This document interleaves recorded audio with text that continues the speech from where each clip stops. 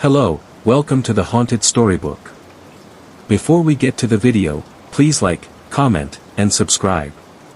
Thank you. Story 1. The rain hadn't let up in hours. Tom drove slowly through the winding roads of Stillmeadow Valley, headlights cutting through thick mist that rolled down the hills like smoke. Each bend in the road revealed more trees, darker and older than the last, as if the forest had been growing in secret for centuries. His phone had lost signal 2 hours ago. The only directions he had were handwritten in a letter with no return address. Come alone. Pack light. No electronics. We'll be waiting. The invitation had been strange, but curiosity was stronger than caution. Tom had always been drawn to the mysterious. He chalked it up to his writing, horror novels with cult followings, fans who sent him cryptic letters and claimed his stories were real. Still, the idea of a private writer's retreat called The Whispering Night was too alluring to resist. It promised isolation, inspiration, and above all, silence. As the road narrowed, Tom spotted an old iron gate, wide open and barely standing. A wooden sign beside it read, Whispering Night, One Way In. The engine groaned as he passed through. And something, just beyond the trees, moved in the fog. The road beyond the gate was nothing more than a dirt path, overgrown and slick with rain. Tom kept his hands tight on the wheel as branches scraped the car's sides, whispering against the metal like fingers trying to get in. After another mile, the trees parted, revealing a clearing bathed in twilight gloom. There it was. The house. 3 stories of time-worn wood and glass, with a peaked roof and ivy crawling up the southern face like veins. It sat crooked on the hill, surrounded by a weathered picket fence and a small pond glinting dully in the rain. Candles flickered in some of the windows. Tom parked on the gravel driveway and stepped out, rain soaking his jacket instantly. His suitcase thudded in the mud as he approached the porch. Every board creaked beneath him. He knocked once. The door opened before he could knock again. A woman stood in the foyer.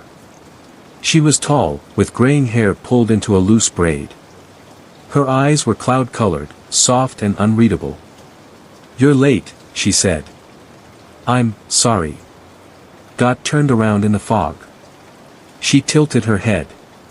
"The fog only turns people who aren't supposed to find us."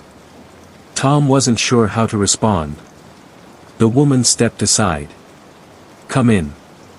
The others are already asleep. You'll meet them when the night chooses." He stepped into the house, water dripping from his coat. As the door closed behind him, the candlelight dimmed for just a second. Long enough for Tom to wonder. Had someone else followed him inside? The house was much larger on the inside than it looked from the road. Hallways stretched in strange angles, vanishing into shadows despite the flickering candle sconces that lined the walls.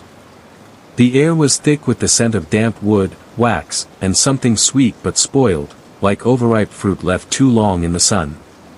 "Your room is upstairs," the woman said, leading Tom to a creaking staircase. "Don't open any other doors. They're not for you." He nodded, hesitant. "What should I call you?"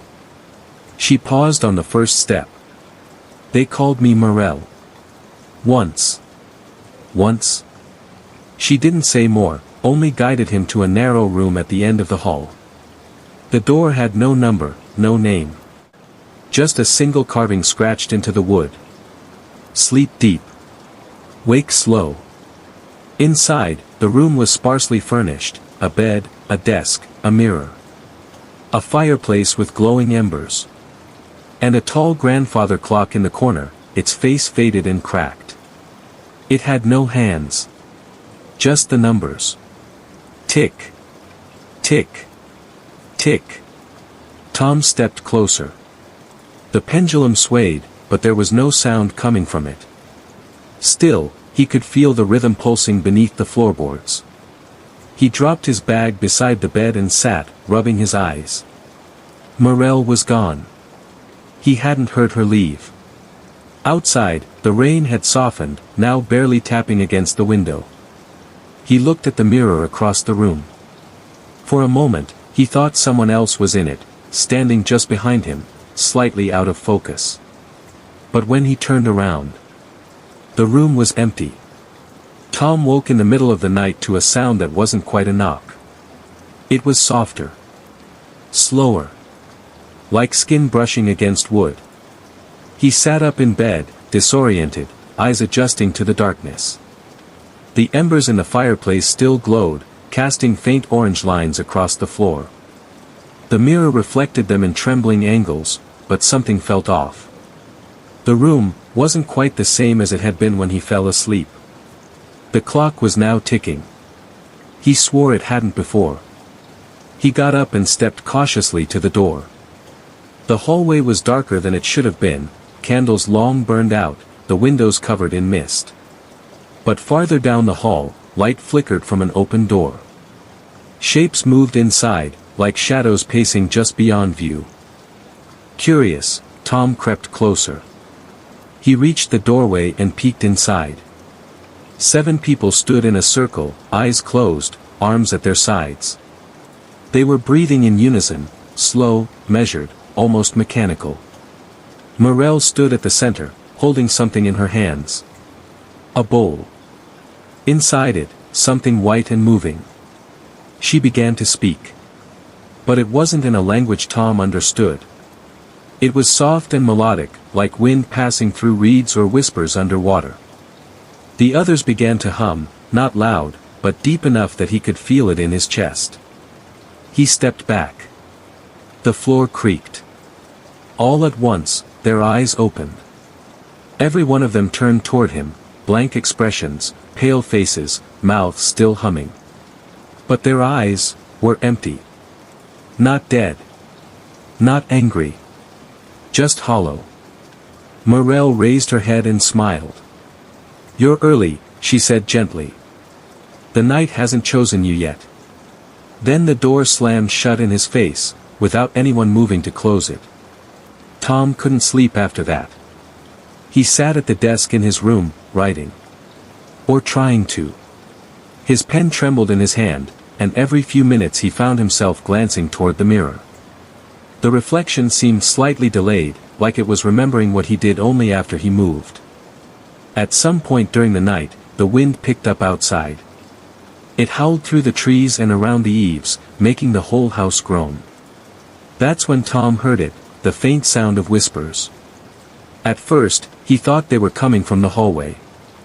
But as he leaned closer to the wall near the fireplace, he realized the sound was coming from inside it. He pressed his ear to the wood. The whispers became clearer. Dozens of voices. All speaking at once. Some laughing. Some weeping. One voice, calm, measured, stood out from the rest. "Open it. It remembers you." Tom stepped back. The whispering didn't stop. On instinct, he began feeling along the edges of the wall, until his hand brushed a hidden seam. A panel, flush with the wood. Carefully, he pried it open with the tip of his pen. Behind it was a hollow space. And inside, wrapped in yellowed cloth, was an old typewriter. It looked just like the one he used to write his first novel. Same chipped keys. Same faded ribbon. But it couldn't be. That typewriter had burned in a storage fire 6 years ago. He touched the cold metal frame. The whispering stopped. And the mirror behind him cracked. Tom stared at the cracked mirror, his pulse thudding in his ears. A thin fracture ran down the center like a spiderweb, splitting his reflection into uneven pieces. His breath fogged the glass. For a moment, he thought the reflection blinked just a second after he did. He backed away. The old typewriter sat on the desk now, right where his notebook had been. He didn't remember moving it. But the keys gleamed, clean and dry, despite the moldy cloth it had been wrapped in. Against every instinct, he sat down and touched the keys. They were warm. He pressed one, T. Then another, H. And another, O. And finally, M. the carriage shifted on its own. The typewriter began typing. "You came back." He shot out of the chair, heart racing. The machine sat still, lifeless. But on the paper now was a full line, one he hadn't typed. "You left her." "She didn't forget." Tom stared at the words. Suddenly, the air changed. A draft flowed through the room, not from the window, but from the floorboards. Cold, damp, and smelling of pond water. The fireplace dimmed. And then, a voice, quiet and unmistakably close. "You promised I'd be in the story, Tom." He turned around, breath catching. No one there. But on the wall behind the desk, damp letters began appearing, slowly dripping like condensation forming words. Chapter 7, She Comes Walking. Tom stepped away, throat dry. Because he remembered writing that line once. But he deleted it. Years ago. Tom didn't leave his room for the rest of the night. The typewriter remained silent. The cracked mirror reflected only flickering candlelight now, though he still avoided looking at it too long. But the wall continued to breathe. He could hear it, long, slow exhales behind the wooden paneling. As if the house itself was dozing, half dreaming, half waiting. At dawn, Tom opened the door to the hallway. Empty. No voices. No sign of Morel. No smell of breakfast or creak of footsteps. Just dust motes in the still air and that strange heaviness, like a church just after the congregation has left. He walked down the stairs. The front door was gone. Where it should have been, there was only a wall. Seamless. As though it had never existed. Instead, there was a framed page nailed to the spot. A manuscript, yellowed with age. His name was at the top. So was a title. The Night She Was Written. By Tom Weller. He tore it down. Underneath, scratched directly into the wood, was another message. You didn't bury her deep enough. Panic surged in his chest. He stumbled backward into the parlor, gasping. And that's when he saw her. Standing by the piano. Hair matted with pond reeds. Dressed damp and clinging to her frame. Her hands were pale, but her fingernails were packed with dirt, like she'd been digging. She said nothing. Only looked at him, head tilted. As if waiting to be acknowledged. Tom backed away. She took one step forward. Then another. The lights in the room dimmed. And somewhere upstairs, the typewriter began clicking. All by itself. Tom ran. Not out of the house, he couldn't. There was no door, no exit, no way to escape the twisting hallways of the whispering night.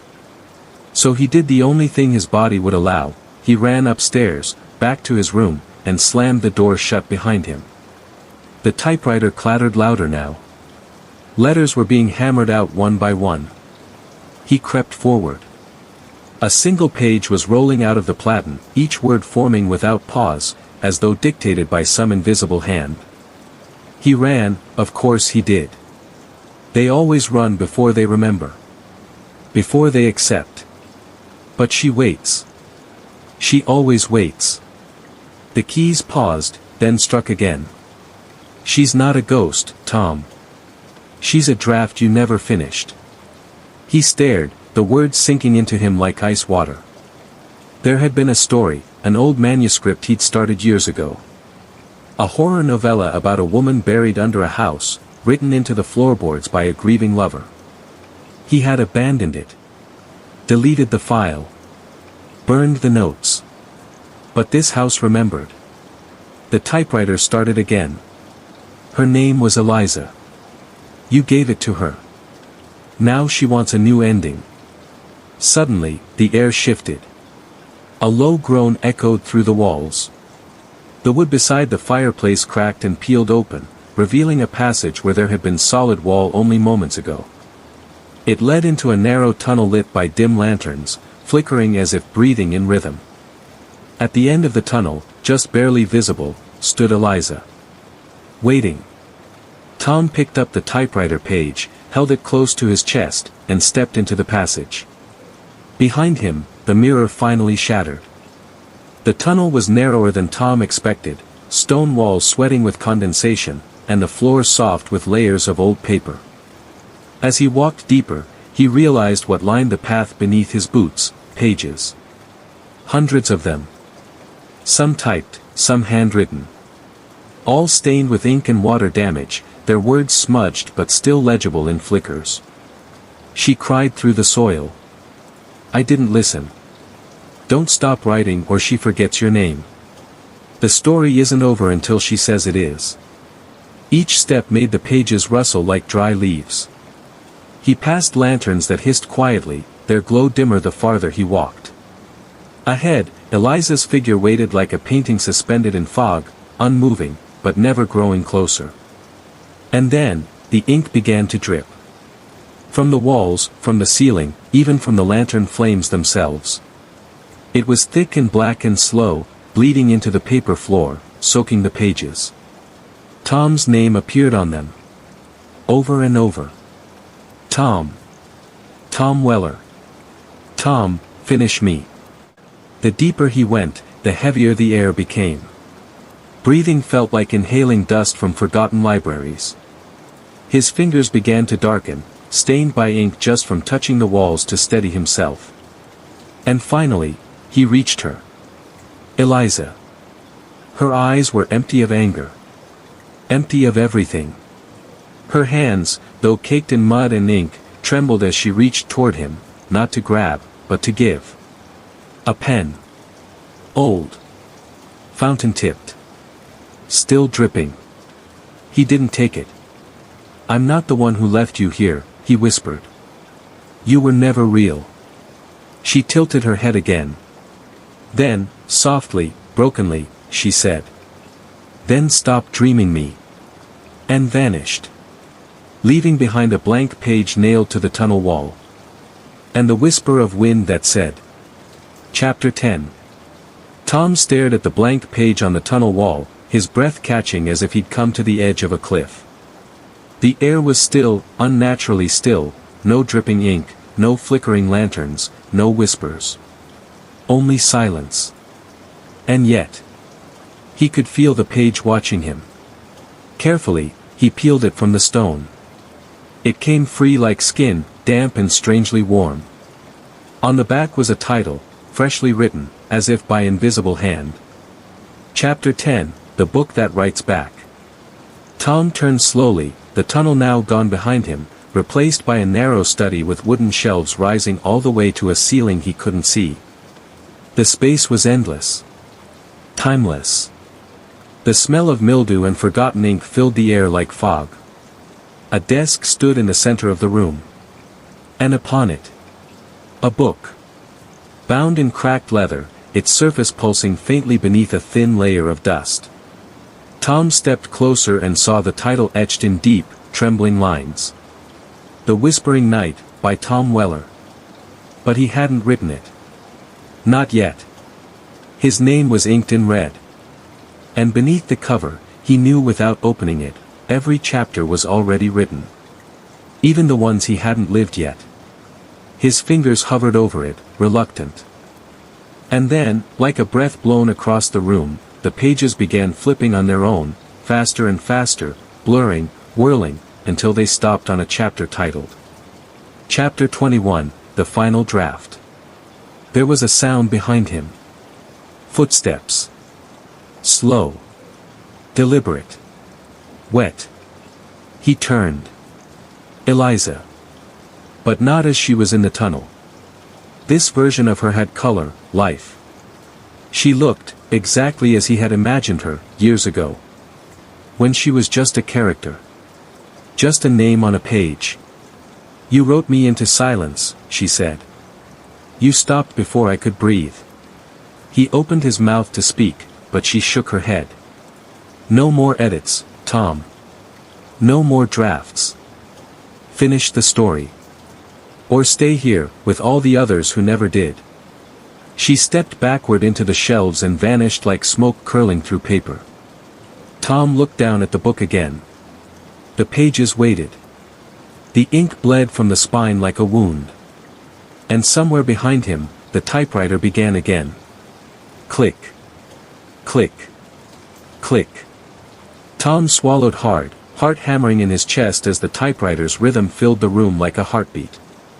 The final draft awaited him, not just a story to tell, but a fate to write. Hands trembling, he opened the book to the chapter titled The Final Draft. The ink shimmered, words shifting under his gaze. Lines of prose blurred and reformed, as if the book was alive, responding to his every thought. You hold the pen, Tom. Choose. His mind raced. Could he rewrite her ending? Could he finally free Eliza, from the house, from the story, from the endless silence? He sat at the desk, fingers poised over the keys of the ancient typewriter that had followed him here like a ghostly companion. The first words typed themselves. Eliza steps into the light, breaking the bindings of ink and earth. With every sentence, the room seemed to breathe easier. The oppressive weight lifted, the smell of mildew fading into something sweeter, hope. Suddenly, a rush of wind scattered the pages, and Eliza appeared beside him, real and whole, her eyes no longer empty but bright and fierce. She smiled, reaching out her hand. Thank you, Tom. The house trembled as if waking from a long sleep, the walls stretching, the darkness retreating. Outside, dawn broke over Stillmeadow Valley, the mist lifting. Tom stood, the book closed on the desk. He was free to leave. But as he stepped toward the door, which this time stood wide open, he glanced back once. The typewriter sat silent, its final draft complete. And somewhere, deep inside the house, a whisper carried on the wind. Until the next story begins. Tom walked out into the clearing, the sun warm on his face, the rain finally stopped. Behind him, the whispering night stood quiet, waiting for its next visitor. Story 2. The fog had crept in thick that evening, swallowing the village of Raven's Hollow whole. Streetlights cast halos in the mist, but they barely cut through the oppressive gray. Jonas drove carefully down the narrow lane, his headlights reflecting off puddles that rippled in the cold autumn breeze. The old oak trees leaned over the road like silent sentinels, their bare branches clawing at the sky. Jonas's heart wasn't in the drive. He hadn't wanted to come back here. But the letter was clear. Come alone. Midnight. The Hollow House. It's time to face the truth. No signature. No explanation. Just that cryptic message, written on paper yellowed at the edges, the ink smudged by rain. He had hoped to ignore it. To leave Raven's Hollow buried beneath years of memory and neglect. But curiosity, perhaps something darker, had dragged him back. The Hollow House sat at the village's edge, perched atop a knoll overlooking the marshes. He remembered it from childhood tales, stories whispered by firesides about a man who vanished there decades ago. The locals said the house never left the mist, and anyone who stayed past midnight never truly left. Jonas parked beside the rusted gate. The ironwork was twisted like screaming faces, corroded with age. Beyond the gate, a winding path disappeared into overgrown weeds and thorny brambles. The air smelled damp and decayed. The house itself was a skeletal frame of rotting timber and shattered windows. A chimney leaned dangerously to one side, and the porch sagged under the weight of time. But faint light flickered through the cracked front door. Jonas approached, the soles of his boots squelching in mud. He reached out and pushed the door open. Inside, the smell of smoke and mold hit him like a wave. Shadows danced along the peeling wallpaper, and the floorboards creaked underfoot. He called out, voice barely a whisper. Hello. No answer. Only the steady drip of water from somewhere deep within. His gaze caught on a figure standing at the foot of the staircase. A man, pale and thin, dressed in old-fashioned clothes that seemed decades out of time.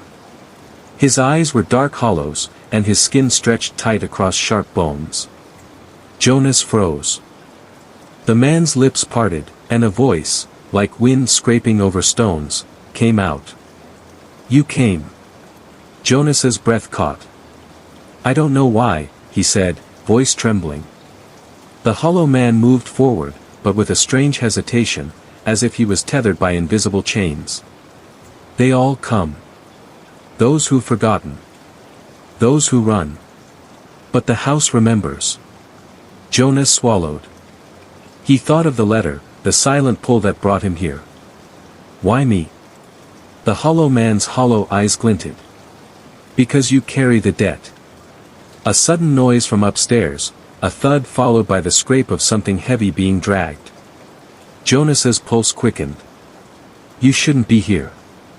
But before he could turn to flee, the front door slammed shut, locked tight by unseen hands. Darkness filled the room. The hollow man gestured upwards. Come. It's time you remember. Jonas climbed the stairs, each step groaning beneath his weight. At the top, the hallway stretched infinitely, lit only by a flickering lantern that hovered mid-air, casting grotesque shadows. Doors lined the corridor, each one marked with a name Jonas didn't recognize.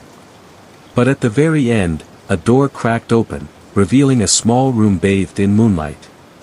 Inside was a mirror, cracked and stained with age. Jonas stepped closer. His reflection shimmered, and then twisted.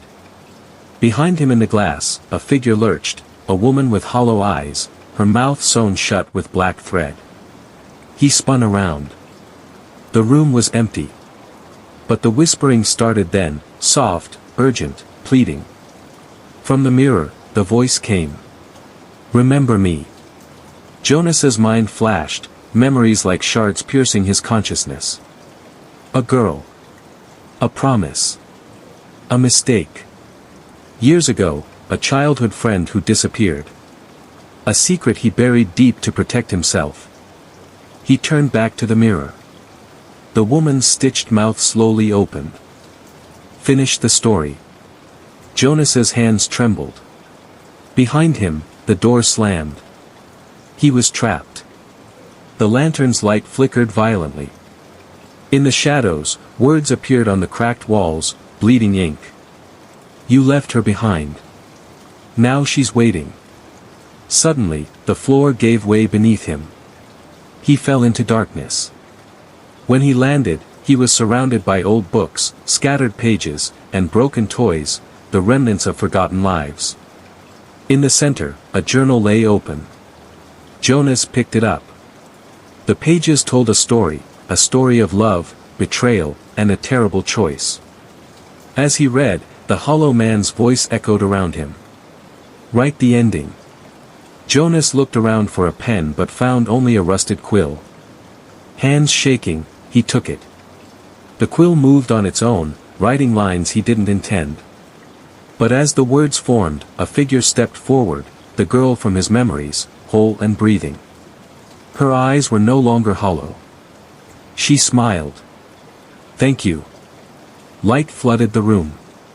The hollow man vanished. Jonas stood alone, the fog lifting outside. The door creaked open. He stepped out into the dawn, the village waking.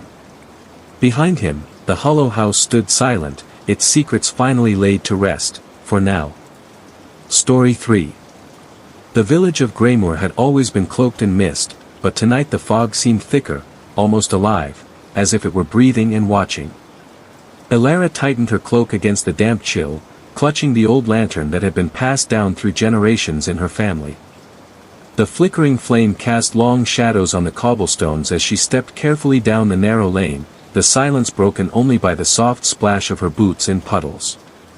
She was the lantern keeper now, the last in a line sworn to guard the boundary between the waking world and the dark woods that hugged Greymoor. It was a duty she had inherited reluctantly, but tonight, she could feel something stirring. A pull in the air that whispered her name. The villagers had warned her, never stray beyond the edge of the forest after dusk. But the lantern was more than a light, it was a key. And tonight, Elara had to find the source of the shadow that had been creeping closer with every nightfall. She reached the forest's edge. The trees loomed like black giants, their branches twisting into grotesque shapes against the moonless sky. The mist curled around their trunks like fingers, beckoning. Elara took a deep breath, the flame in her lantern sputtering as a cold wind blew past. The path ahead was barely visible, swallowed by the fog. She stepped forward, the lantern's glow revealing glimpses of tangled roots and rotting leaves. Halfway through the forest, a soft murmur floated to her ears, a chorus of voices, distant and overlapping, weaving through the trees like a haunting lullaby. She stopped. The lantern's light dimmed. From the shadows, a figure emerged. Tall, cloaked in ragged black, face hidden beneath a hood. It held a lantern too, one that glowed with a sickly green light. "Keeper," it whispered, voice like rustling dead leaves. Elara's heart pounded. "You shouldn't have come." She gripped her lantern tighter. "Who are you?" The figure stepped closer. "The Hollow One. Guardian of what you fear to see." The green lantern flickered, casting strange shapes on the ground. Elara's own lantern flared in response. "You hold the last flame. The boundary thins tonight. The veil breaks." Suddenly, the fog swirled violently, blurring the forest into a whirlpool of shadows. The Hollow One raised a hand. The trees seemed to groan, bending inward. Elara felt herself pulled forward, deeper into the darkness. Then a voice, clear and urgent, cut through the chaos. "Elara." She spun. A child stood at the edge of the clearing, pale, eyes wide, wearing a tattered dress. "Come," the child said, holding out a small lantern, its flame pure and white. Elara hesitated, then took it. The three lanterns' lights merged, pushing back the fog. The Hollow One recoiled, howling like a beast denied its prey. The child smiled sadly. "Light reveals truth. And truth sets us free." The forest shifted. Trees peeled back to reveal a small, forgotten graveyard, stones worn and names lost to time. One grave lay freshly disturbed. Elara knelt, brushing away leaves. Beneath the earth, a small wooden box. Inside, a letter, written in her grandmother's handwriting. "Protect the light. Keep the shadows at bay. But remember, some darkness is ours to face." A sudden chill. The Hollow One's voice echoed. "Will you accept the burden? Or let the lantern fade?" Elara looked up at the night sky, stars piercing the mist for the first time in years. She lifted her lantern high. "I will keep the flame alive." The fog dissolved like smoke. The Hollow One vanished. The child's lantern blinked once, then disappeared. Elara rose, lantern glowing steadily, lighting the path home. Greymoor breathed again. But the night had changed forever. And so had she.